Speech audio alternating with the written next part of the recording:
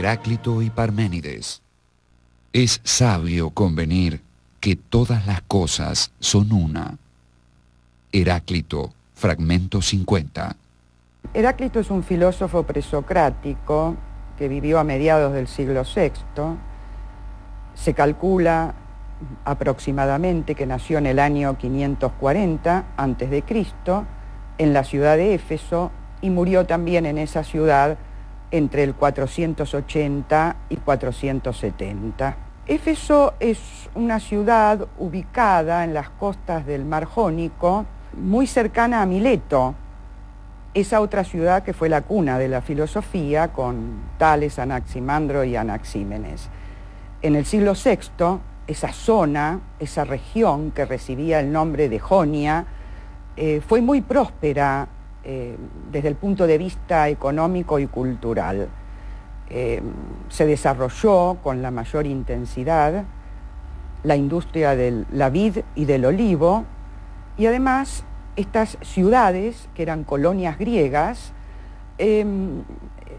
tenían un profuso tráfico de mercancías con Oriente. Durante la época de la Primera y la Segunda Guerra Médica, entre el 490 y el 480 a.C., paralelamente a todo este movimiento en la zona, se da una revolución teórica en los extremos de la tierra griega habitada. Por un lado en Jonia, donde residía Heráclito, y en el otro extremo, en Italia, en la Magna Grecia, por el lado de Parménides. La historiografía oficial, la tradicional, suele establecer que en realidad se trataba de dos pensadores de ideas absolutamente opuestas. Heráclito sosteniendo una especie de flujo constante, de movimiento permanente, Parménides en las antípodas planteando la inmovilidad absoluta del ser. Esta es en realidad una primera aproximación que habría que revisar un poco, porque sobre todo si hace uno hincapié en cuáles son las preguntas, cuáles son los problemas a los que están tratando de responder, el esquema general varía bastante y uno ve que tienen más puntos de contacto de lo que esta historiografía tradicional manuelesca propone. De los testimonios que nos llegan de Heráclito, tal vez el más extenso es acerca de su vida y su pensamiento, es el de Diógenes Laercio, un doxógrafo del siglo III después de Cristo, el cual en una obra ya famosa titulada Vida de los filósofos más ilustres, nos cuenta que Heráclito fue un filósofo presocrático muy peculiar y destaca algunos rasgos de nuestro filósofo. Por ejemplo, que sentía un profundo desprecio hacia el resto de los hombres, especialmente hacia sus conciudadanos, los ciudadanos de Éfeso, y también destaca que Heráclito le reprochaba a estos hombres el carecer de sabiduría, el haberse dedicado exclusivamente a la polimatía, palabra griega que significa acumulación excesiva de datos y conocimientos no integrados, erudición.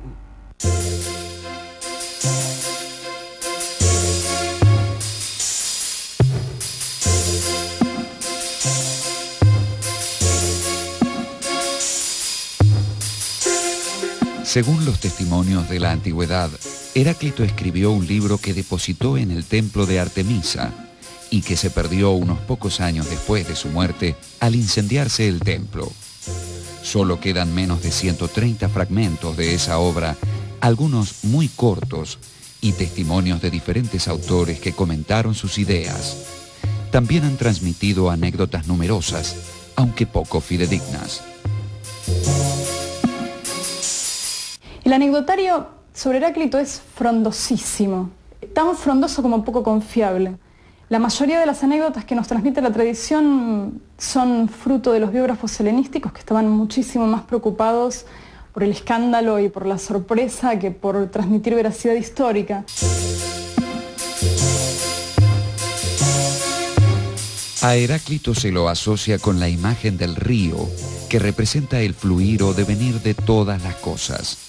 Platón, en su diálogo Cratilo, dijo que según Heráclito todas las cosas pasan y nada queda inmóvil, y que no puede entrarse 2 veces en el mismo río porque las aguas son otras. Algunos fragmentos, los llamados fragmentos del río, pueden hacernos pensar que Heráclito sostuvo el perpetuo fluir. Alrededor de 3 fragmentos nos hablan del río. Heráclito dice, nos introducimos y no nos introducimos en el mismo río. No es posible introducirse 2 veces en el mismo río. En los mismos ríos siempre fluyen aguas distintas y distintas. Lo que habría que marcar, en primer lugar, si es que Heráclito quiso indicar el fluir absoluto y la no permanencia de nada, que es muy extraño que haya usado un pronombre de identidad para identificar al río. Heráclito lo que nos está diciendo es que el río sigue siendo el mismo. Heráclito evidentemente partió de esta idea de cambio permanente. Ahora bien, lo que en todo caso hay que señalar es que este es un punto de partida y de ninguna manera un punto de llegada, no es la conclusión de la filosofía de Heráclito. Heráclito lo que nos está diciendo es que el río sigue siendo el mismo. Precisamente porque aguas distintas fluyen y refluyen con medida, permanece la identidad del río. Con lo cual, podríamos decir entonces que no hay una oposición tan tajante entre Heráclito y Parménides, habiendo sido Heráclito considerado el filósofo del devenir y Parménides el filósofo del ser. Es cierto que Heráclito nos habla de un devenir, pero de un devenir en orden. Y en ambos filósofos, tanto en Parménides como Heráclito, la idea central es el logos.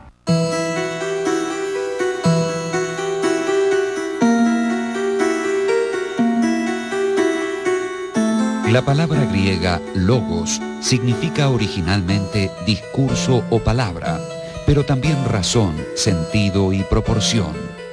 De este vocablo derivaría más tarde el término lógica, que viene a significar relativo al logos. Heráclito nos estaría diciendo que él, con su logos, con su palabra, nos está presentando cuál es el logos, la ley universal que rige todos los procesos cósmicos y humanos. A este logos él lo llama, además, común, en el sentido no de vulgar, sino de comunidad. Es una razón eterna, una ley que abarca todas las cosas. Heráclito lo utiliza especialmente en este sentido de legalidad, de proporción que tienen las cosas, y sirve a su vez para mentar el discurso que el hombre que sabe, el que capta lo sabio, puede hacer sobre lo real. Sería, digamos, el discurso mismo sobre esta legalidad que tienen las cosas. Heráclito acude a la imagen del fuego para representar la racionalidad del cambio. El fuego, al igual que todo lo real, se devora a sí mismo. Es la figura misma de la movilidad. Pero si el universo es como un fuego, se trata de un fuego autocontrolado, mesurado, proporcionado. Esto es lo que señala uno de los fragmentos más importantes que han llegado hasta nosotros. Dice algo así: este cosmos, el mismo para todos, no lo hizo ninguno de los hombres ni ninguno de los dioses, sino que fue, es y será un fuego siempre vivo que se prende con medida y se apaga con medida. Tendríamos que unir este fragmento a lo que hemos dicho del logos. El logos, dijimos, es la ley del orden, la armonía que rige en la realidad. En este caso, el fuego viene a representar la materialidad o el logos en su materialidad, es decir, el fuego es la representación material del logos.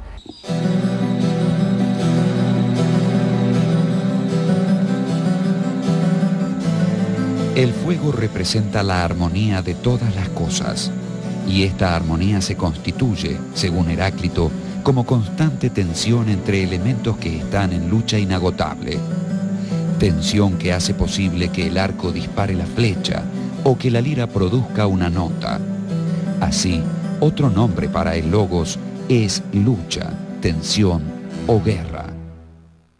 La guerra quiere decir contraposición, oposición y diferencia, y esto es posible encontrarlo en el mundo del universo como en el mundo humano, social y personal. El dios, dice Heráclito, el logos, es guerra y paz, saciedad y hambre, día y noche, invierno y verano.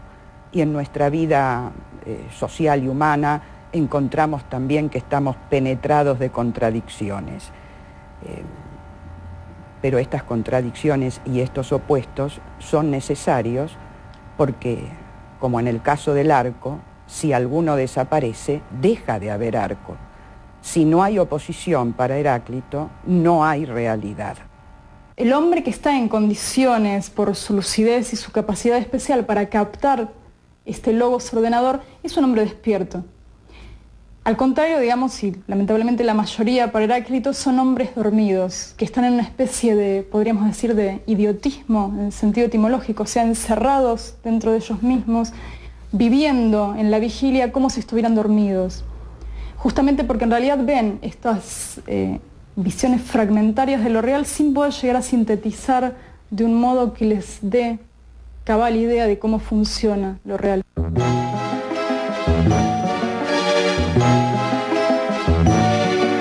Los despiertos son los hombres que, como el propio Heráclito, se esfuerzan por hacer coincidir su propio logos con el logos cósmico. Los despiertos buscan la sabiduría, que en realidad nunca podrán poseer plenamente, puesto que solo los dioses son verdaderamente sabios. Para Heráclito, la filosofía es tarea de esos pocos despiertos. También Parménides sostendrá que la mayoría de los hombres vive entre meras opiniones y de espaldas a la verdad. Pues pensar y ser son lo mismo. Parménides, fragmento 3. Parménides es un filósofo también presocrático, como Heráclito, de la ciudad de Elea, una ciudad que está ubicada en el sur de Italia, en las costas del mar Tirreno. Se supone que Parménides ha nacido alrededor del 515 a.C., aunque no hay certeza respecto de la fecha de su nacimiento.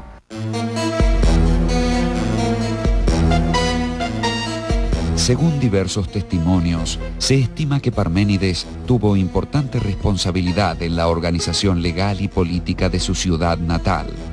No se conoce mucho más de la vida de Parménides, salvo que en su juventud fue discípulo de un filósofo pitagórico, Aminias, y que fue influido por Genófanes de Colofón. A Elea fue a parar Genófanes de Colofón, un personaje importante para la época, muy conocido en general por la actitud muy crítica respecto a la tradición. Es, por ejemplo, el más antiguo exponente de las críticas al antropomorfismo. Este tema de que evidentemente algo tiene que andar mal si en realidad cada comunidad proyecta a los dioses tan parecidos a ellos mismos. Genófanes plantea esta idea de que habría que dar un paso más y llegar a una noción un poco más abstracta de la divinidad. Parménides, nos dice Diógenes, escribió un solo libro. Se trata de un poema filosófico del cual nos han quedado 154 versos agrupados en 19 fragmentos. Este poema se conservó gracias a la labor de Simplicio, un comentador de Aristóteles que vivió en el siglo VI, quien consideraba que debía copiarse los textos de la antigüedad a fin de conservarlos para la posteridad. Es un largo poema filosófico, escrito en versos hexámetros dactílicos, versos que son propios de la poesía épica, versos en los que escribió Homero y también Hesíodo. El poema de Parménides estaba dividido en un proemio, que es una introducción alegórica, una primera parte, a la que se ha llamado también Vía de la Verdad, y una segunda parte, a la que se ha denominado Vía de la Opinión, y que era aparentemente la más extensa, a pesar de ser la que menos se ha conservado. Este proemio, que son apenas unos 30 versos, en realidad es un texto capital por muchas razones. Es un texto donde Parménides pone a un joven que va en busca de una diosa que va a revelarle la verdad. Esto ya de por sí es llamativísimo. La apelación a la divinidad era un recurso común en los poetas. En el caso de Parménides, significa que la verdad que él va a transmitir no es subjetiva, sino que proviene de una fuerza superior. Es una verdad que abarca a todos los hombres y no algo personal y particular de Parménides. Efectivamente, el resto del poema no es más que la palabra de la diosa.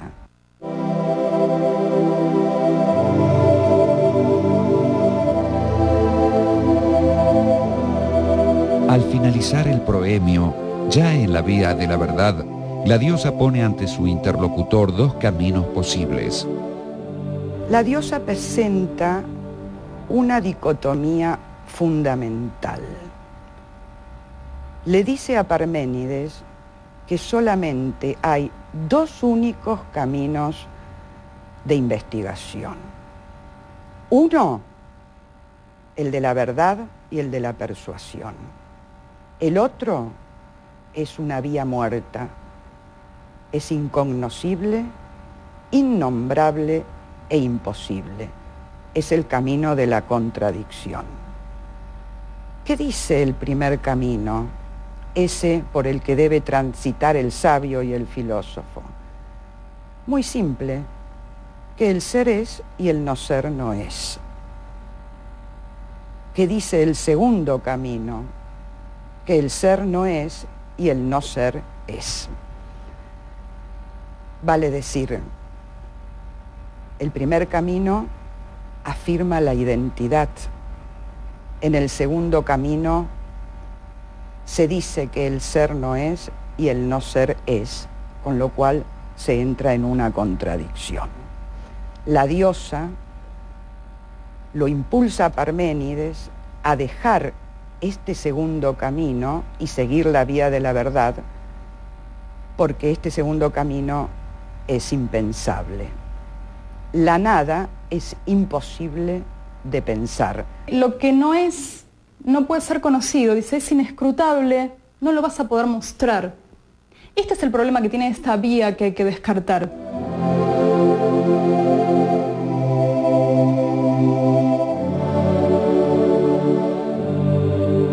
El no ser, o sea, la nada, no puede decirse ni pensarse.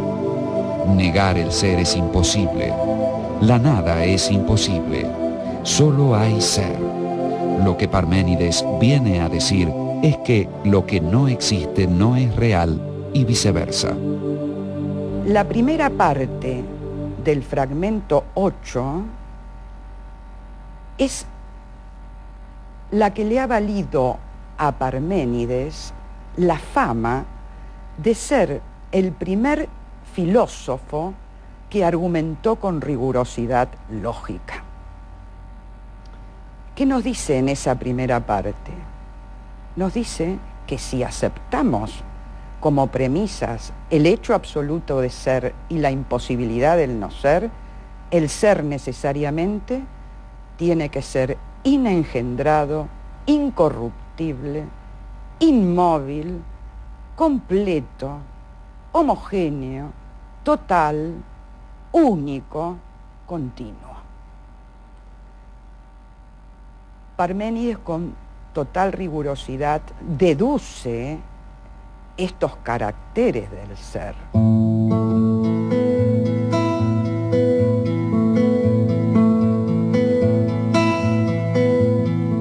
La deducción de los rasgos o signos del ser constituyen la primera expresión de argumentación rigurosa de la filosofía occidental.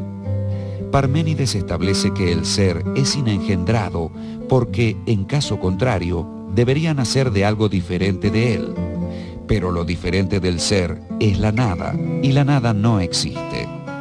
La muerte y el nacimiento de las diferentes cosas son solo modificaciones que se producen en el ser, y no modificaciones del ser mismo. Este puro ser es visualizado por Parménides como una esfera. Lo que tenemos que comprender en la filosofía de Parménides es que la imposibilidad de negar el ser. Ahora bien, esto que parece un galimatías, tendríamos que tratar de explicarlo mejor. ¿Qué entiende Parménides por ser? ¿A qué llama ser? Parménides está usando el término ser, el verbo ser y el participio del verbo ser en griego en sentido fuerte. Es o ser significa hay, existe, he aquí cosas. Hay cosas, hay realidad. Ser, realidad, son términos equivalentes. Lo que Parménides quiere decir es que es imposible negar la realidad, porque la nada no existe. Luego el poema inicia la Vía de la Opinión, en la que se da cuenta de una serie de teorías y apuntes sobre materias diversas. Parménides coloca una tercera parte que es la que conservamos en peor estado. Realmente está en un estado lamentable de conservación. Son muy pocos fragmentos. Podemos inferir que trataba sobre temas de cosmología, algunos sobre biología, pero no mucho más. Lo que está bastante claro es que la diosa le dice a su discípulo que va a relatarle, que va a contarle una especie de opinión que es errónea, no es totalmente confiable, pero es verosímil.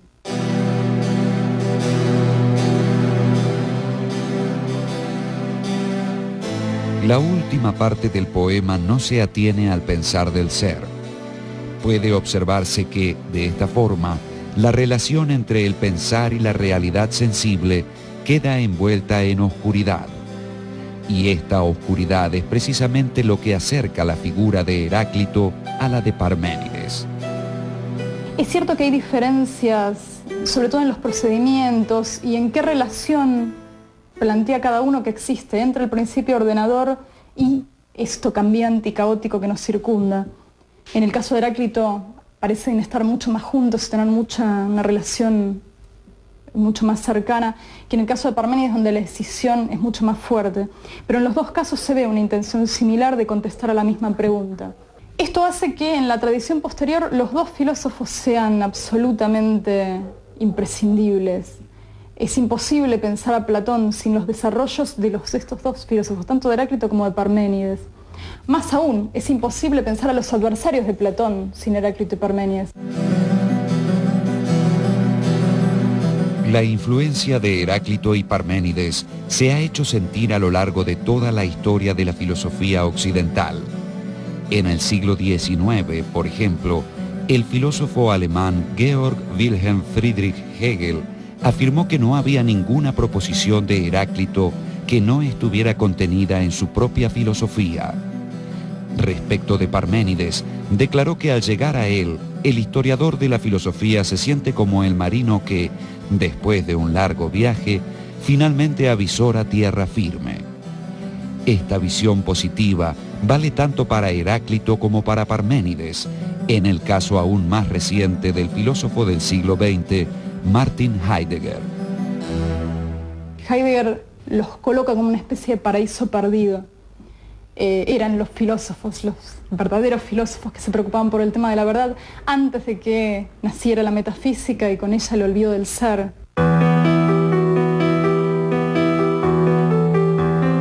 quizás el papel más importante de un diálogo con Heráclito y Parménides sea volver a plantear los problemas del ser y la diferencia, de la unidad y la pluralidad, en fin, de la tensión, la oposición y la armonía.